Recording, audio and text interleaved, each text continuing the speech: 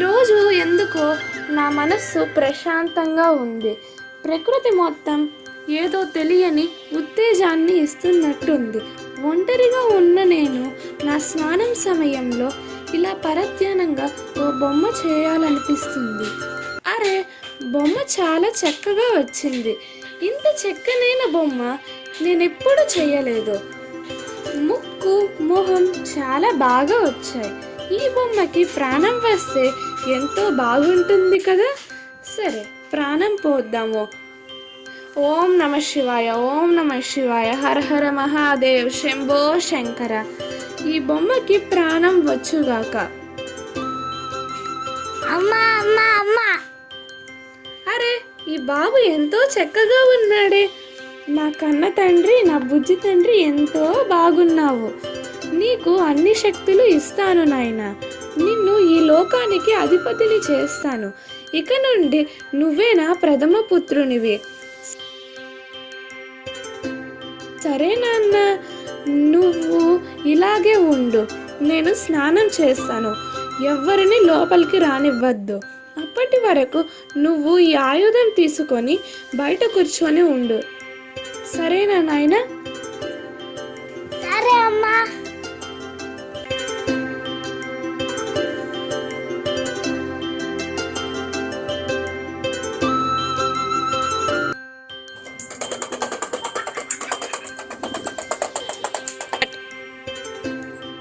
ఎవరు మీరు?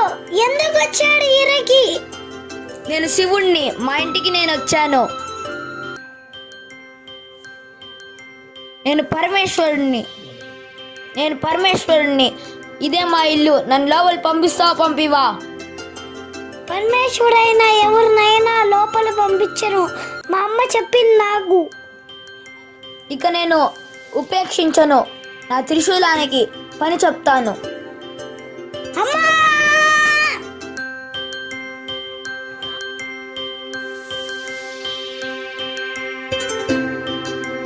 స్వామి, మీరు మీ పని చూసుకొని వచ్చేసారా? బయట మన పుత్రుడున్నారు, మీరు చూసారా? మాట్లాడారా? అయ్యో మన పుత్రుడా, నేను తెలియకుండా సంహరించానే. అయ్యో, మన పుత్రుడు వినాయకుడిని సంహరించారా? అయ్యో పుత్ర వినాయక, నువ్వు పుట్టి కొన్ని గంటలు కూడా అవ్వలేదు, అప్పుడే నువ్వు సంహరించబడ్డావా?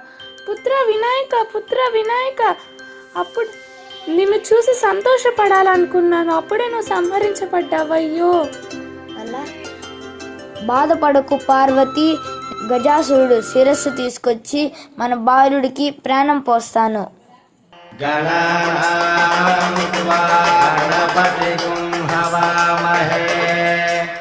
కవిం కవీనాముపమశ్రవస్తమం జ్యేష్ఠరాజం బ్రహ్మణాం బ్రహ్మణస్పత ఆనః శృణ్వన్నోతిభిः సేదసాదనం.